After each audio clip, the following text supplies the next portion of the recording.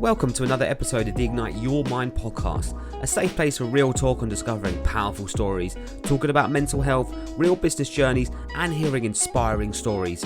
My name's Sanjay and I'm a transformational life coach. And this week, I have another special guest that is Lynette Kathryn. Lynette has one of those stories about money, which is almost like a taboo topic these days. Having been in debt myself, I can completely relate to Lynette's story. She talks us through how she got into debt, her spending habits on things that made her, what she thought feel good, how it spiraled out of control, and then the magical aha moment when she knew that something had to be done. One thing that struck me about Lynette's story is the debt-free community she found, which turned everything around for her. If you are, have been, or know someone in financial difficulty, this is definitely a story for you. I hope you enjoy. All right, so welcome to another episode of the Ignite Your Mind podcast with myself, Sanjay Patel. And again, I've got these special guests. Quite a different topic that we're probably going to speak about today, but I think it's definitely one that warrants speaking about, and definitely from a story perspective. So I'm really, really pleased and really happy that that Lynette has agreed to jump on and speak about her story. So without further ado, Lynette, how you doing?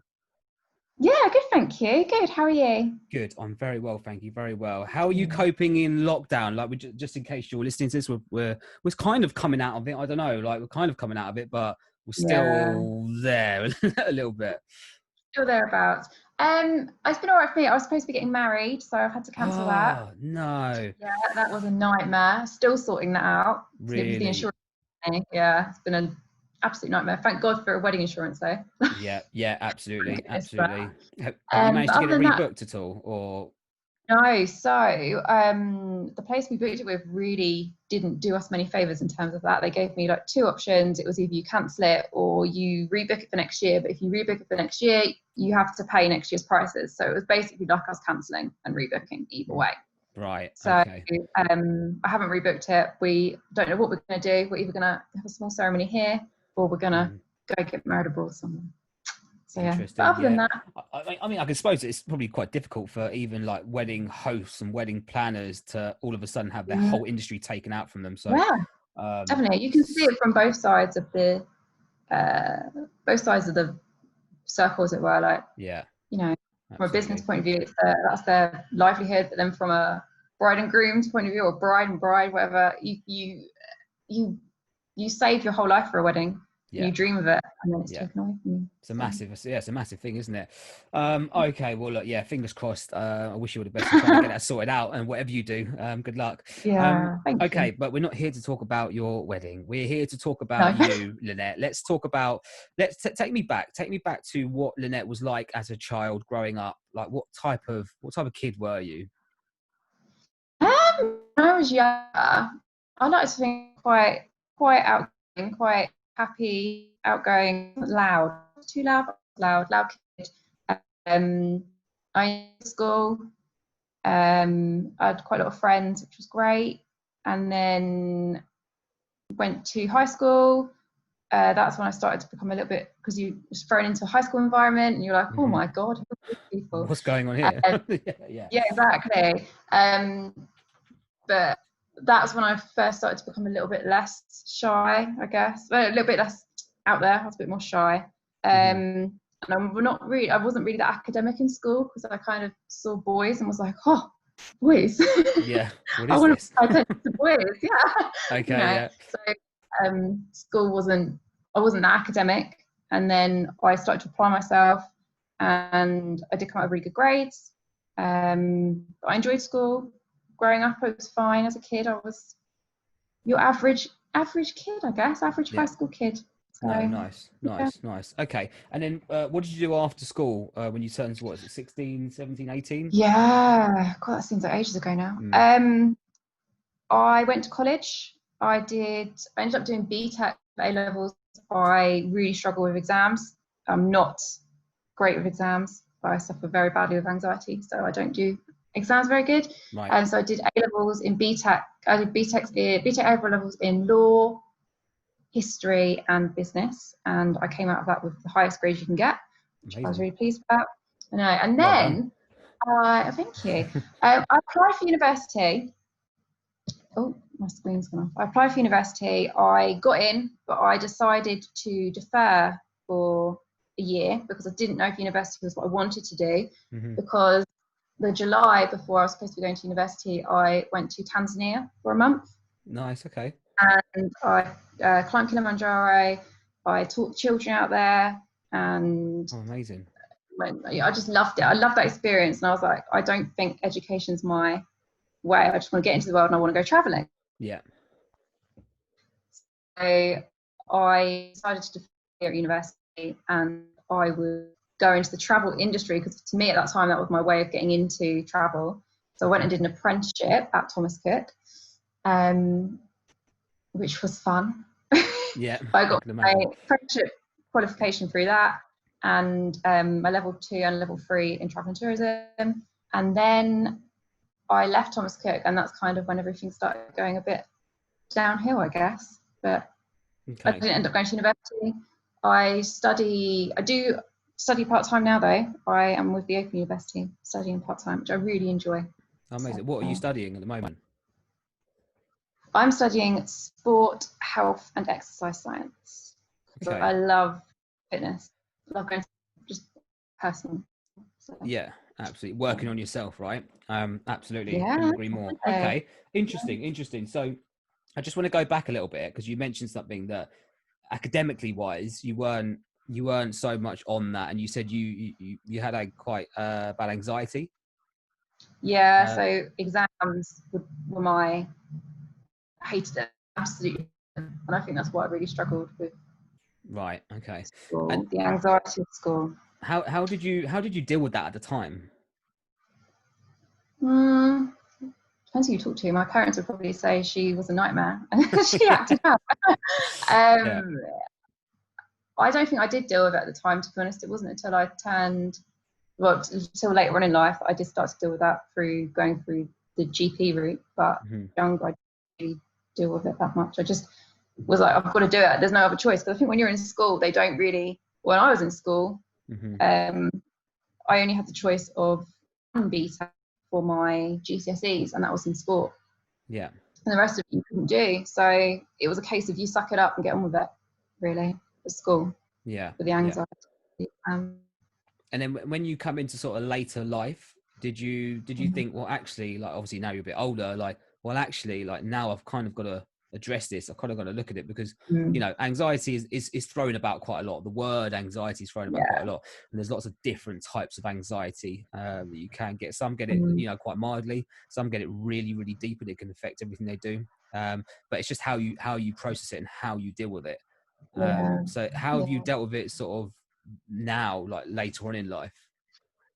So now I'm on medication for it. So I tried to do time for talk through the doctors, but part of my anxiety was with work at the time as well. I couldn't take time off work. If I took time off work, I didn't get paid. If I didn't get paid, I couldn't pay my bills. So I didn't go through time to talk because I physically, that induced more anxiety for me. Yeah. And I just physically couldn't bring myself to take the time off work. And then I tried beta blockers because I didn't want to take antidepressants or any anti-anxiety medication at all. I had this real thing in my head, like, no, that means I failed. I can't fail. Yeah. What is beta block? What is that? What is that? Beta blockers?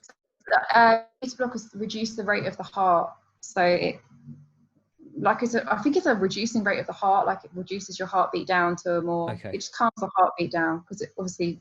When I was getting panic attacks, you feel like you're having a heart attack. Like it's horrendous. So they tried me on them. I didn't like them because they didn't do anything for my mental side. Right. And then they said, right, we're going to try you on some antidepressants and see if that curbs the anxiety. And then I eventually gave in about 2-3 months later and was like, yeah, okay. And that was the best decision at the time. So. And how long have you been on those, if you don't mind me asking? How old am I now? I've been on them for about 5 to 6 years now. Okay. So. The reason why I asked that is because this is a big topic, and some of my previous guests who were actually on them as well A lot of them have the same views and perception as you do when it comes to Yeah. taking any form of, pharmaceutical drugs to help your mental state. And some, if not most, don't like them because obviously what it does, it suppresses you. It doesn't actually deal with the problem. But in terms Yeah. of getting you in a state where you can actually live a normal life, it does obviously help that angle of it. So would you say now, 5 years later, that you're grateful that you're on them? And are you moving forward? Are you like, well, am I going to be on these for the rest of my life? Like, or do I want to come off them? Or how do I, what's your thoughts around that? So I'm really grateful I took Yeah. the decision to do it, because my life was just, I was having panic attacks like weekly on the bus. Like I just couldn't do it. So I'm so glad I took. And they really did help, as much as it pains me to admit it. Like, right decision at the time. Going forward, I would love to come off them, and I find that going to the gym really helps that side of my brain, and I actually think that would be a lot better. So good, isn't if it? I did come off them, focus everything onto that, because to me that's my escape. I just switch off as soon as I get to the gym. But yeah, I would like to come off them eventually. Eventually, Yeah, I'm on a lower dose than I was before, so okay. I'm working my way back. So. Okay, amazing. Yeah, no, you're so right when you said about fitness and exercise. Like, I've embraced in lockdown being able to run now, and actually got well into it. Like I can consistently do like 10K runs now. Like, they're not easy. I feel like I've died and come back like about 20 times around the run. But like, but for your mental state and just for your mental health, like you've got to protect it, right? You've got to do everything you can. And I've realized now, like, whoa, like just doing that little run or that big run or medium run or whatever, like, God, yeah, completely changes the game. So It really does. I don't really think it matters how long, like you're saying, like even if it's a little run or a big run, it doesn't matter. You've done something, your brain will thank you for it, because it releases those feel good endorphins. So 100%. Yeah. So no, good. I love that. Okay, cool. So you just said earlier about when it started to go downhill. This is why we're really here. So talk us through what happened at the start when it started to go downhill. So I decided to do my apprenticeship. That, I guess, was the beginning of it, because apprenticeships are not well paid. Well, it depends what apprenticeship you do, but they're not well paid at all. So I was earning £400 a month as a 19-year-old. And obviously when you're 19, you want to go out, you want to have everything, you know, you're living life. And I met my boyfriend shortly after I started my apprenticeship, and he had already moved out. He was living with one of my friends. So I was like, oh, I basically met him and moved straight in with him. So obviously money goes down. You don't, especially with £400 a month. I mean, that's nothing. So what would you spend that £400 on? Like, when you first started the apprenticeship, like, where would it go? My car. So in car insurance, petrol, eating out, drinking, going out, clothes, makeup, hair. Yes, the normal things. Material. Yeah. But it's quite a lot, isn't it? Yeah. And then you start to think, oh, that hasn't gone far enough now. So you get those lovely letters through the door saying, would you like a credit card? The temptation starts. Yeah, that's when the temptation starts. And you get them through as soon as you're 18. You're like, no. So they know, they're like, oh, she's turning 18 today. There you go. Yeah. This is what you can have. So when I moved out and started living with him and earning £400 a month, I was like, I can't. I'd like more money to be able to go out and keep up with this lifestyle and be able to pay towards food and bills and such like. So I took a credit card out, and I was really good at the beginning. I'd pay it off. As soon as I got it, pay it off. And then I was like, oh, I want a holiday. So I went on holiday. This was all the same year, like the year before I was even 20. And then I paid to go on my holiday. Obviously, when you're on holiday, you want to have nice clothes for it, etc., etc. What was the limit on that first credit card you got? It was £1,000 actually. Okay. Which I think I think that's quite normal from what I've looked at when I've Yeah. done a bit of research into it. I think that's quite normal. I mean, it should be, but I think it is. Yeah. Okay. So yeah, I blew that pretty darn quickly. I think within the first 3 months that was maxed. Right. Okay. And obviously earning £400 a month, I couldn't pay that off.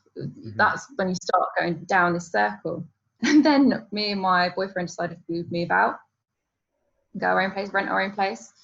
So that was when I was 20. It was a year later. And when you move out, you want all the new things. And my wages went up to £800 a month. So I was earning double, but it still wasn't enough to live the life I wanted to live, that I've been accustomed to, I guess, from spending on credit cards. And at the time as well, my boyfriend was a fisherman. So I wouldn't know when he, from one day to the next, how much money he was bringing home. It's a very temporary job. And he started saying on the card, I was like, we'll just put this on the card, we'll put this on the card.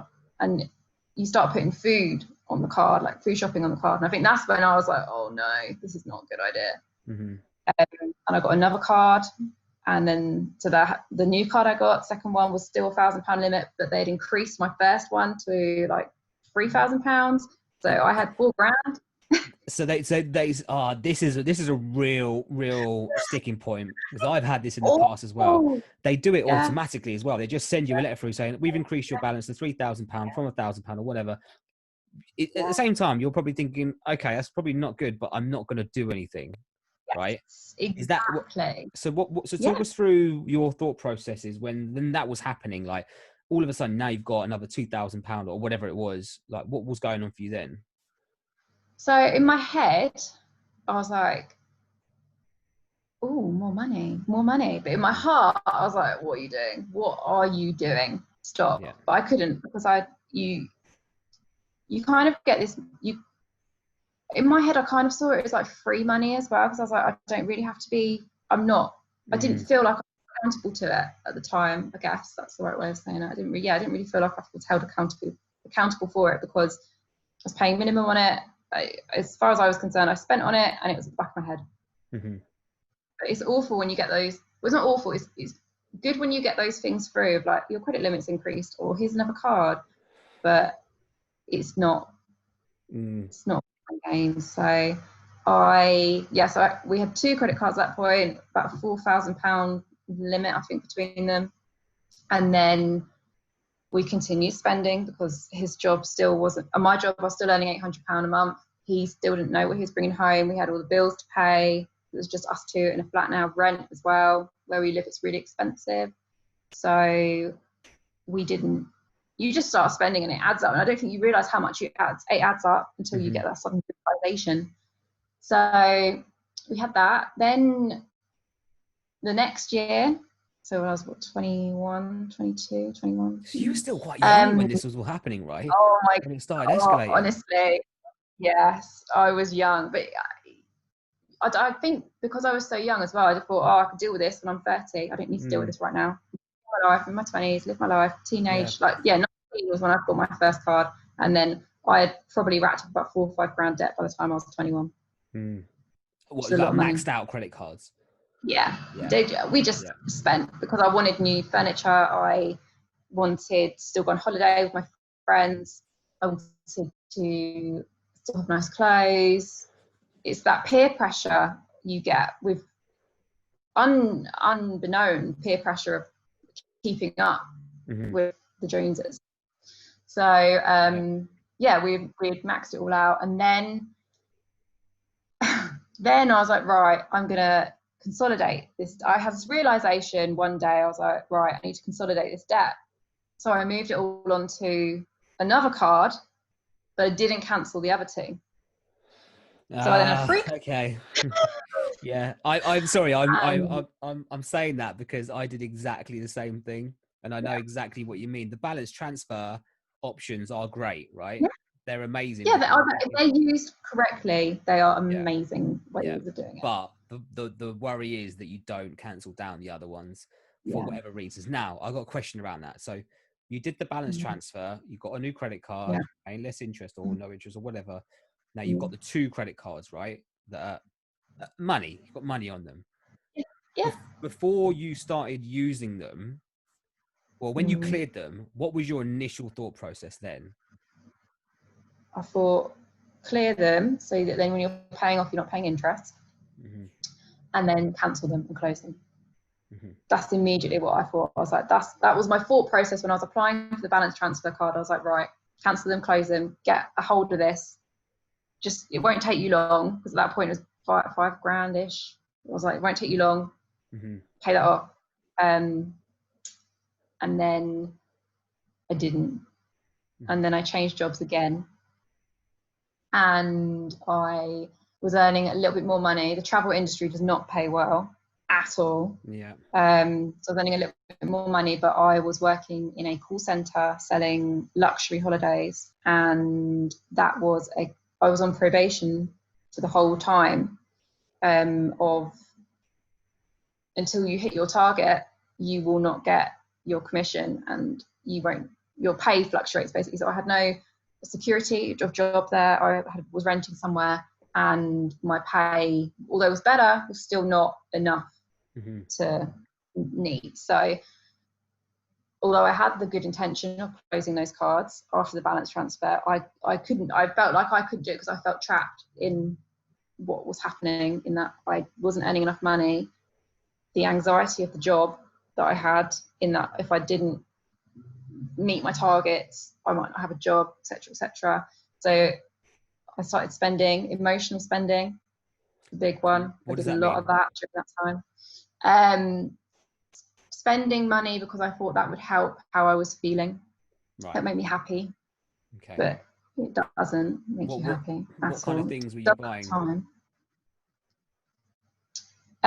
So I used to go out and buy like a nice bottle of perfume, because I think, well, that would make me feel nice, feel better. But I wouldn't buy like a 30ml bottle. I'd buy a 100ml bottle, and buy the, I wasn't thinking of just buy the smallest, or I'd go out and buy like a £300 handbag. So I thought, I want a nice handbag, like, or shoes. Bad for trainers. I thought, oh, I'll buy some new Vans or something, or some new Nikes. It's all on the credit card still, yeah? All on the credit card, So yeah. your wages that you were actually getting paid, what were you spending that on at the time? So that was being spent on mostly the rent and bills, day-to-day bills, like your water and your council tax. And then the credit cards were being spent on food shopping each week, and my emotional spending and anything we wanted to, or holidays, basically. That was our free money, or play money, I guess you could say. So like at that point, how much of your wages were you spending on paying your credit cards off every month? So I only paid minimum, and the minimum amount for my balance transfer one, which had the highest amount on, was £25 or £30 a month, because I did this offer thing.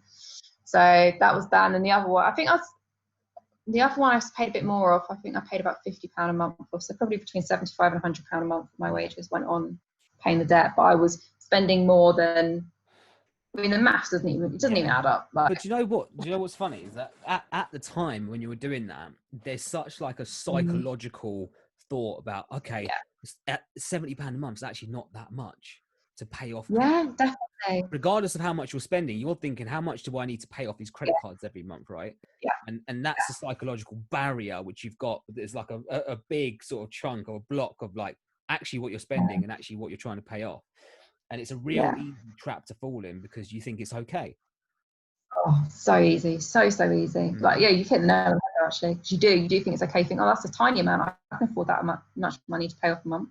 Like, but it's well. Okay. So that was my aim, to pay it all off, and then I couldn't even tell you what went wrong. I think my brain was just like, no, we're not doing that right now. Okay, so what were you at? So how old were you when you? So what, 22, 23? 22, 23, yeah. I was about that point, and I had about 5 to 7 grand by that age. 23. Yeah, in credit cards. Yeah. Yeah. Okay. Outstanding. to pay. Yeah. Basically. Okay. Yeah. Okay. So then what happened after that? So after that, we moved again. We moved flat, and I got another job, and it was a much better paying job, and it was much better for my anxiety. Like that, it was completely different. So I work in the NHS. It's a completely different kettle of fish. So I didn't have the pressure on me of the commission, and you're not going to have a job in the next month. So I changed jobs, and we moved, and at that point, my other half was still pushing. Even though my weights had increased, it still hadn't increased enough for our life that we had become accustomed to. Of going out at the weekend, like Friday, Saturday and Sunday, going out for dinner, going for drinks, going on holiday. Like we'd go on holiday 2-3 times a year. And this is all on the credit cards? All on the credit cards, yeah. So the weekends, just to touch on that, because this is quite a it's quite a popular thing to do on the weekends. Obviously, that you work during the week, then you want to go out the weekends. When you went out on that Friday come around, obviously you get excited because you're finishing work on the Friday, you've got the weekend. Did you have any thought process to be like, okay, I can't go out and spend more than £50 this weekend? Or did you just be like, I'm doing this and I'm spending whatever? I'm doing this and I'm spending whatever, and I'll deal with the consequences when they come. Yeah. And I actually think a lot of people have that attitude. 100%. I had the same attitude during my 20s, and it was ridiculous. And that's obviously how it just scales out of control. And it does. It really does. It spirals out of control. When you start going out to eat isn't the cheapest of things, especially when you think, oh, I've got food at home, what am I doing?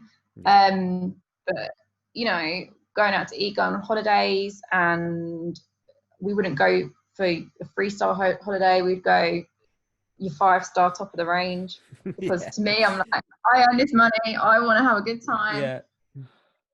My brain just wasn't looking back now, I'm thinking, oh my god, what were you doing? But at the time you don't think that, because you think, I want this lifestyle, I want that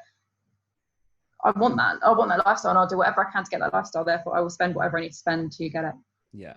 So I just kept spending and spending and spending until it got to about 13 grand in credit card debt. How many credit cards over how many credit cards? I want to say 6 or 7, quite a lot. So this is interesting, right? And this is one thing which I realized at one point, is that even though I was in debt, I never knew the exact amount, and I never knew how many credit cards I actually had at the time. I wouldn't have no knowledge of that, even though it was going on. It was just going on there. And I think you come to a realization, which I'm pretty sure you'll go into. But sorry, so carry on. Yeah, so got to about 13 grand of debt when I was about 24. Yeah, 24. So we'd spent a lot in a year, an awful lot, probably the same amount of money in a year. We spent a lot of money when I don't know what year that was, but yeah, when I was 24. And then we thought, right, we want to stop renting. We want to move. I want to buy somewhere, buy a property. So we moved out and we started saving for about 6 months. And that's when we started to pay off a bit of the debt. So in the space of 6 months, we managed to pay off 2 grand worth of debt and enough money for a deposit. Because when we were applying for our mortgage, the mortgage people we went through said, your debt doesn't affect your mortgage, so you'd be better to put the money for your deposit into your property as opposed to paying the debt off. Again, hindsight, wonderful thing, but can't change it. We went direct to a bank for that. We didn't go through a mortgage advisor, which maybe that's, I don't know. So we did it. We listened to them. We went ahead and bought our flat, and our flat at the time was. Can I just say, sorry, I have to say this just while it's in my head. That just sounds like the worst advice that someone could have given. I know. Like, that sounds bizarre to me. Who says that? And who says that to you? The bank said that to you. The bank said that to us, yeah, the bank that we bank with said that to us. And at the time, we did question it at the time. We were like, really? You don't think we should carry on saving for this bit of time? And I think they kind of scaremongered us into the case of, no, you don't need to. You don't need to. It's going to be there. You can just pay it off as and when. The amount of money you can borrow will not be affected by the debts that we had. at that time. I don't But were they know if that, fully aware of how much at that point, how much debt you had outstanding?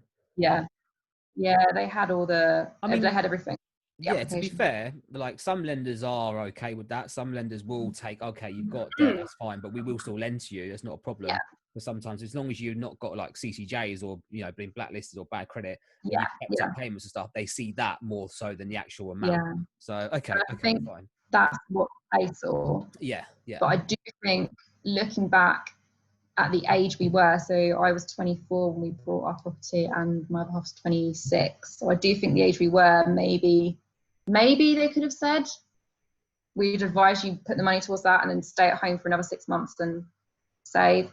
Mhm. But I suppose they it's a didn't. bank, right? It's like credit cards. They obviously Yeah, want they to just get money out of you, like, and yeah, that's 100%. fair, I suppose. Yeah.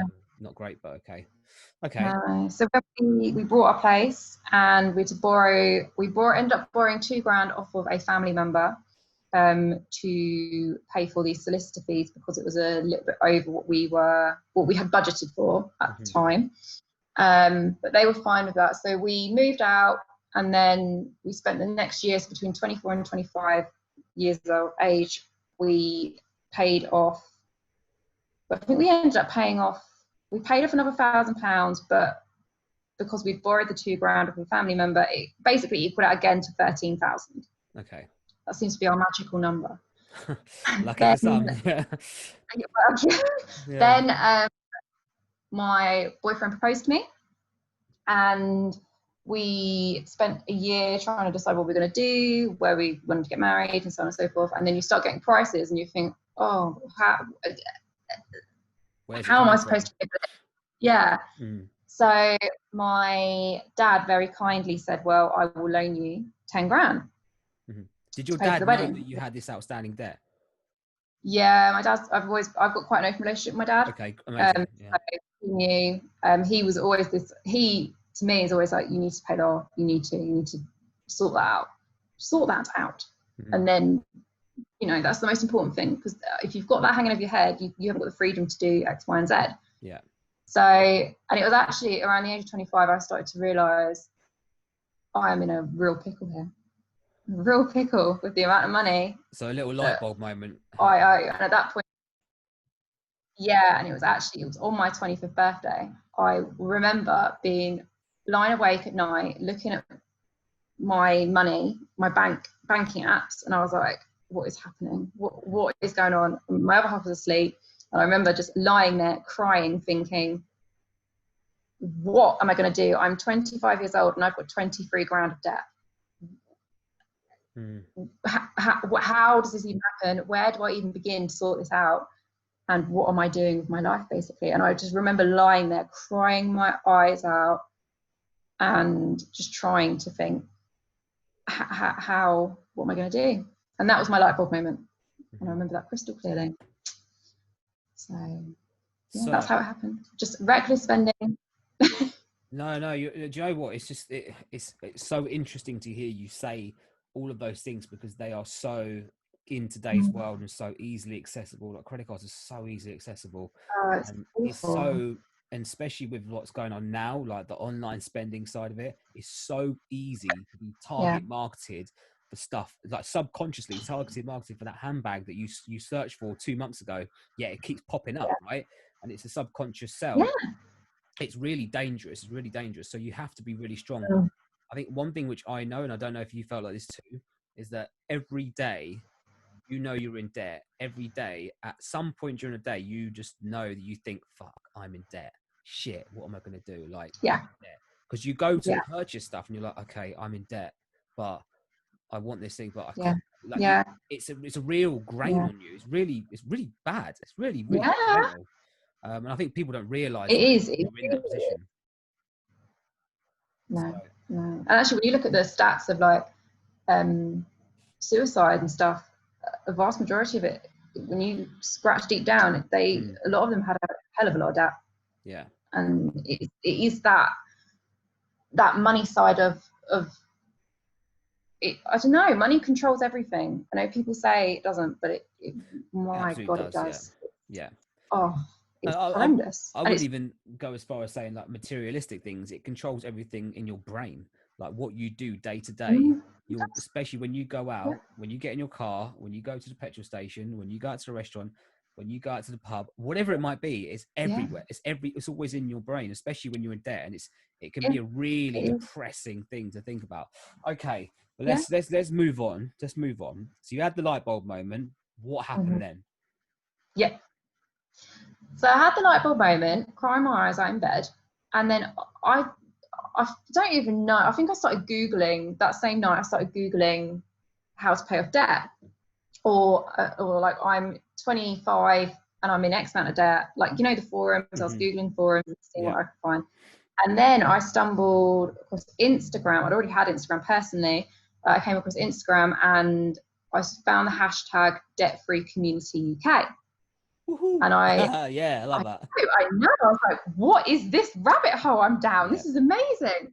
And I started up an anonymous account originally, and I didn't post anything on it. I just was following people and watching their journeys and their inspirational words about I'm worrying, like they're posting their stories, it's 2 o'clock in the morning and I'm not worrying about money. I haven't even got any tips or anything. And I'd be thinking, that's me. I'm doing the same.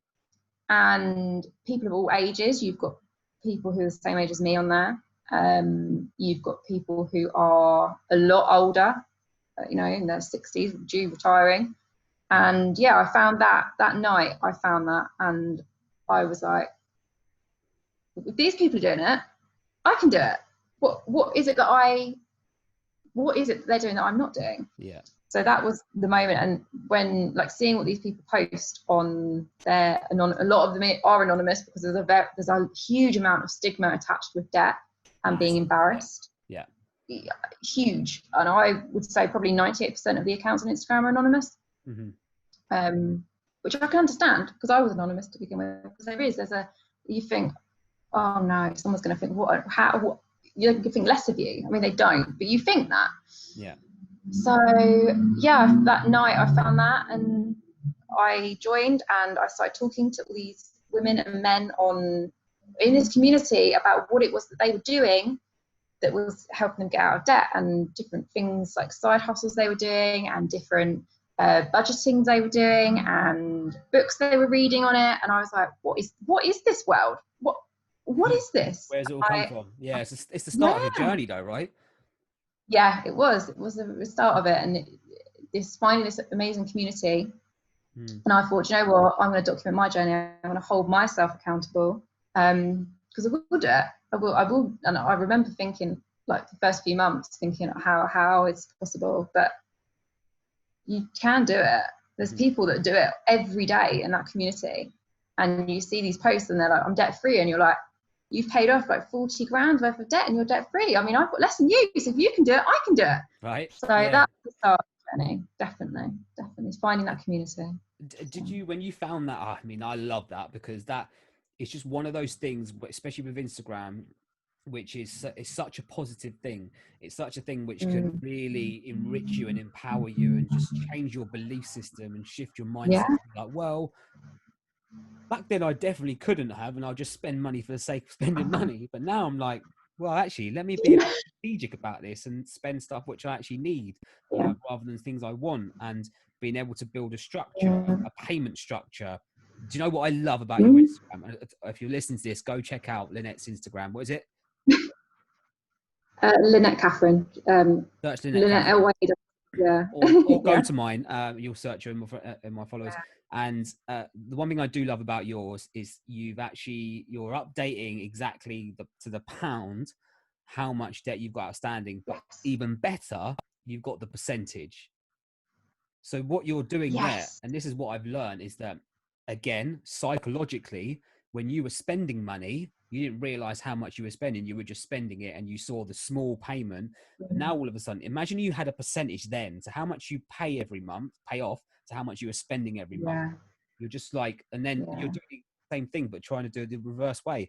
And that's one thing which I loved about your Instagram. And then I started searching the debt-free community. I was just like, oh, okay, this is amazing. So I love the fact you're doing that. And how was that going? How are you mentally around your financial implications now? So I'm a lot better. I'm a lot more, so I don't spend on cards anymore. I'm a lot more forceful with myself in that you're not doing this anymore. You are paying them off. Do not spend on them. I do not emotional spend anymore. But that's a huge learning curve. Massive. That is just an insane learning curve you have to do. Mm-hmm. I've budgeted. I check my account, my bank account like 3 times a day now. Like, it's ingrained in my head almost obsessively. Yeah. To check that I'm not unnecessarily spending. But it is, it's definitely changed how I think about things. Mm-hmm. And like you were saying about the percentage, that's a huge point actually. Like you said, is that I find a percentage better in my head to look at compared to the value. Because psychologically for me, I'm like, oh, it's going down quicker. It's not. Yeah. It's the same. Psychologically for me, it is going down quicker. So. No, so true, and I love that, and I do that with everything at the moment. Even like if you're in jobs and you're doing, say, you've got sales targets, like it's all percentage. Yeah. Most of it's percentage based. Yeah. Because you can really tap into like the nitty gritty financial side of it, and I love that. I really love that.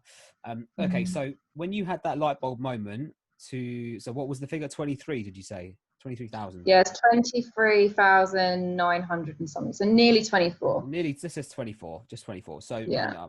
So that was when you were 25. 25, yeah. 24 so I am 20. How old am I? 26, nearly 27, and I owe 13,900 now. So that's what, it's over 50, almost 50%, right? No, more than 50%. Yeah. So my years. My granddad very kindly said, "Don't worry about the money we owe him anymore." So yeah, 2 years I have paid more to debt than I have towards myself and my fiance and our lives. But you know what? It's actually a role reverse, because you're paying more towards your debt. You're actually self-caring you and your situation a whole lot better. So how much happier? That's a really good way of looking at it. Going through this process now, like how much happier are you now, just in yourself, in your financial, as opposed to back then?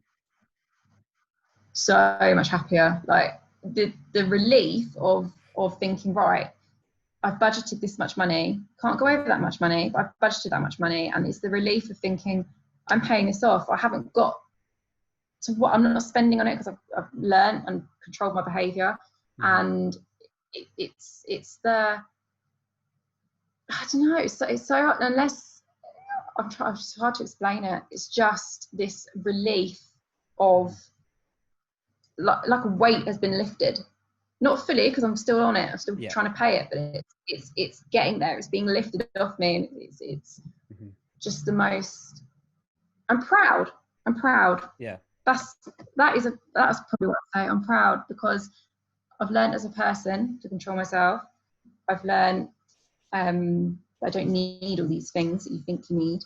But it's changed everything. It's changed my thinking. It's changed my day-to-day life. Like you said before, the spending. When you go into a restaurant, you think it's all around you, but now I'm like, no, right? You can't go over this much money, but you can still have a good time. Like, I can still have a good time. Yeah. So, 100%.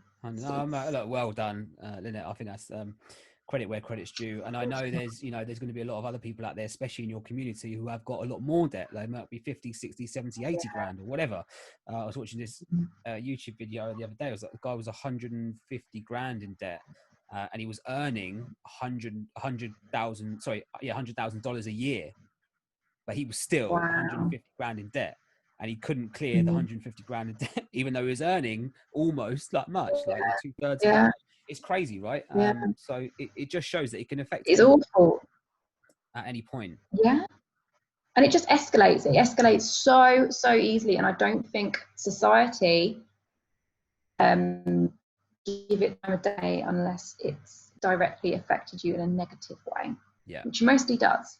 But, especially like, you get those letters through offering you a credit card at the age of 18. how is that even acceptable in society? Easily done. No, absolutely. I think that's amazing. So yeah, I would be interested to hear. So have you got a target date to when you're actually going to be debt free? Oh, so I have, yes. We are looking, Go on, hold yourself hopefully. accountable now. Let's go I on. know, I've not put this anywhere either. I've never posted this. We are looking at December 21. So Okay. 15, so it's full 15 months from now. Yeah, Yeah. hopefully December 21, it will have gone. So by the end of next year, you are going to be debt Yeah, free. And yeah. what would you think? How do you think you would feel making that last payment? So, I don't know. I think I'll have to blooming go out on the piss to tell Yeah, you. go out and buy. I, I'm not surprised. yeah, I would. I, Let's get more into that. No, I'm um, joking. No, I'm joking. I think I will feel a huge sense of accomplishment that I've managed to control my behaviour, my spending, change my thinking. But paying that last payment off, I think I'll be like, oh, I don't think I'll believe it, to be honest with you, because it's been such a huge part of my adult life. Yeah. I don't think I will believe it for a long time. And I think actually a lot of people who are debt free in the community now, they are, I think they'd say the same. You're like, whoa, where's my money going? If my money, I've got money, I'm not spending like £1,000 and paying my debt off every month, you know? Mm-hmm. Like, yeah. So yeah. I'm just going to finish off in a moment, but what would you say to someone who is jumping into their early 20s, was in the same situation as you, that might be listening to this, that maybe hasn't realized, or maybe has realized, but still a bit scared of the fact that they are still in debt, which you were, and I was. What would you say to them? What advice would you give them? I think I would say go on Instagram, check out the debt free community firstly, Mm-hmm. and learn you're not the only one in that position. Number two, I would say get a good budget. 100%, you've got to get a good budget. Realize what you're spending your money on and where it's going. Mm-hmm. Just on that, do you have like an Excel spreadsheet or something, like, so you know exactly what's coming in? Do. Yeah, I'm rather obsessed. And you love it, right? And you love it. Yeah, I love it. I never used to be. I hated maths, IT, everything in school. Hated it. And now I'm like, give me a spreadsheet, give me a budget. It's I addictive, love yeah. it. Yeah, it is. But because you get the visual, you can see your end goal. So you're like, right, I can see this. I'm working towards something. But yeah, I'd definitely say if you're in the same position I was, check out Instagram. You can talk to anyone at any time of day, because it's a worldwide, like the Australian community, huge, American community as well. It's a huge community. So yeah, check that out. Get a good budget. Learn to love spreadsheets, because you will if you've got a good budget. And you're not the only one in that position. Don't feel alone. Like it can be the most depressing thing, but you're not alone, because there's a huge amount of people doing it. Huge amount. So I love that. Amazing. Well, I would love to get you back on at the end of when maybe December 2021. Yeah. Let's do another podcast. Yeah. See how far and how long that journey's been and how it was for you. And if you are still on target, or if you veered away, or even if you cleared it earlier, you never know. You can you can win the lottery, you can get 5 numbers and win 20 grand and be like, oh. Well, you never know. If you manifest it, it will happen. So, well, that's the funny. I saw you on your Instagram the other day. You're getting massively into the law of attraction, and I love that book. Yes. As well. What's that book called? Just in case anyone wants to go and buy it or search for it. Well, I've been reading The Secret, but I've also got it's a law of attraction planner. That's it. Yeah, that's the one. Huge, and it's law of attraction planner. It's pink. I've actually got it right next to me. Amazing. So it's just attraction. It's on Amazon, and it's Freedom Mastery. There you go, Freedom Mastery. But I've been working through that, and it's really good at putting your goals and your mission statement into perspective. I love that. Amazing. All right, Lynette. Well, look, thank you so much for coming on and telling your story. I know it's the first time you've done a podcast, so thank you. I'm forever grateful for that. And let's check in next year and see how you're getting on and what the journey's been like. But yeah, if you've taken anything away from this and you've got this far and you're still listening, thank you so much. If Lynette's story has touched you or is relatable to you, then please, I'm sure, just reach out. I'm sure you'll be able to. Are you happy for people to reach out? In position? Definitely check out that debt-free community. It sounds powerful. I always say surround yourself with like-minded people and watch the magic happen, and you know, it really does change things. Same with that law of attraction. It really does. Thank you so much, and let's speak next year, but I'll chat to you later. Yes, definitely. Thank you for having me. No worries. Thank you. Bye-bye. Bye. Thank you for listening to this week's episode of the Ignite Your Mind podcast. This is a safe place for real talk and discovering powerful stories, talking about mental health, real business journeys, and hearing inspiring stories. Please do subscribe if you are listening to this on Spotify, YouTube, or Apple Podcasts, and leave me a comment. And more importantly, share this with anyone who you think may take value from it. New podcasts every Friday at 12 p.m. I look forward to seeing you next week.